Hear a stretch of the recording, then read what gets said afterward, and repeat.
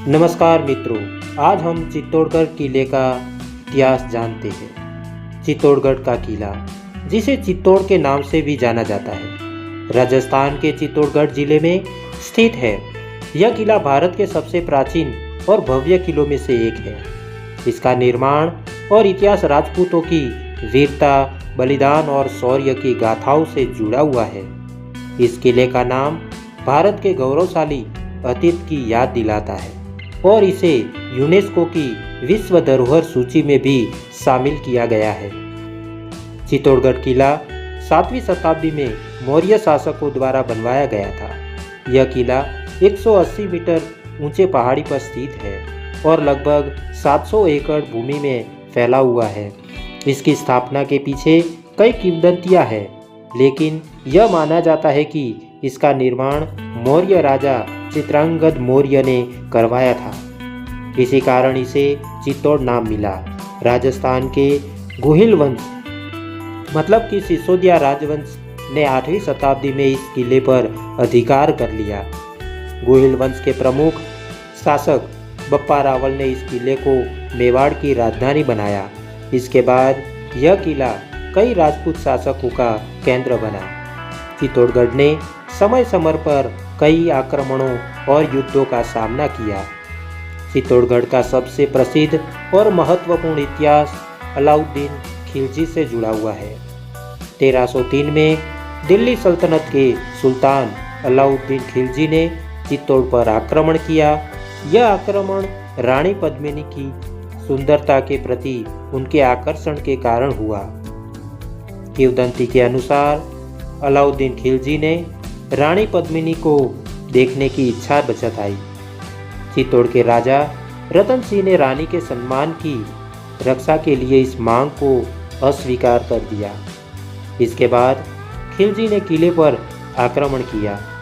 युद्ध के बाद जब किले की हार निश्चित हो गई, तो रानी पद्मिनी और किले की अन्य महिलाओं ने सम्मान की रक्षा के लिए जौहर मतलब आत्मदाह किया।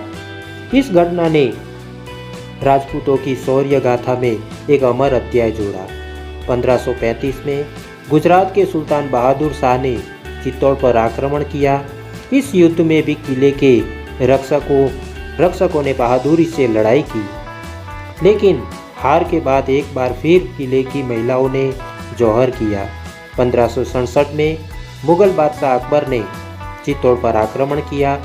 यह युद्ध किले के इतिहास में सबसे विनाशकारी था। किले के शासक उदय सिंह द्वितीय ने अपने परिवार को सुरक्षित स्थान पर भेज दिया और किले की सुरक्षा के लिए अपने सेनापति जयमल और पत्ता को जिम्मेदारी सौंपी। इस युद्ध में भी किले की महिलाओं ने जौहर किया और पुरुषों ने वीरगति प्राप्त की। चित्तौड़गढ़ किला राजपूत वास्तुकला का उत्कृष्ट उदाहरण है। यह किला एक विशाल पहाड़ी पर स्थित है और इसमें 7 विशाल द्वार मतलब कि पोल है, जो इसे बाहरी आक्रमणों से बचाते थे। रामपोल, पद्मिनी पैलेस, विजय स्तंभ, कीर्ति स्तंभ, गोमुख कुंड, मीराबाई मंदिर, कुंभा महल, इन स्थलों में से विजय स्तंभ और कीर्ति स्तंभ किले की पहचान है। विजय स्तंभ का निर्माण राजा कुंभा ने 1448 में मालवा के सुल्तान महमूद खिलजी पर विजय की स्मृति में करवाया था। यह स्तंभ 9 मंजिला है और इसकी नक्काशी अद्वितीय है।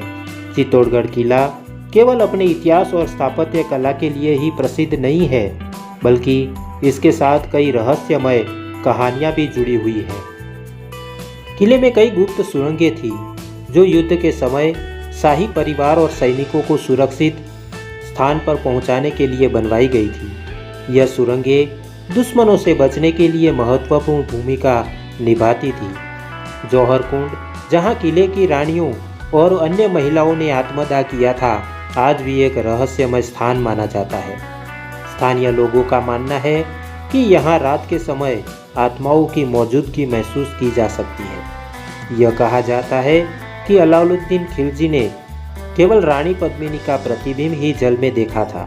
पद्मिनी महल के पास स्थित तालाब आज भी इस घटना की गवाही देता है। किले की दीवारें और स्तंभ आज भी इन वीर गाथाओं की कहानियां सुनाते हैं।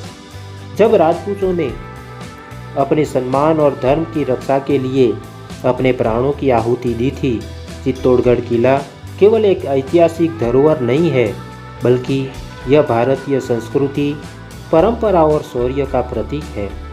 यह किला भारतीय इतिहास में उन सभी वीर योद्धाओं और रानियों की याद दिलाता है जिन्होंने अपने जीवन को मातृभूमि और सम्मान के लिए बलिदान कर दिया।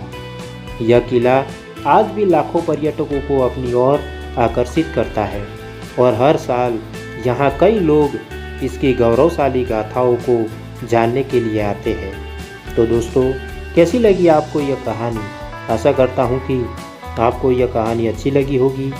अगर आपको यह कहानी अच्छी लगी है तो एक लाइक और एक शेयर ज़रूर करना दोस्तों। और हाँ दोस्तों, चैनल को सब्सक्राइब करना मत भूलना। आपके प्यार को इसी तरह देते रहना, क्योंकि हम आपके लिए इसी तरह की अच्छी और मनपसंद कहानियाँ आगे भी लाते रहे। तो दोस्तों, आज के लिए इतना ही। फिर मिलेंगे एक और नई कहानी के साथ।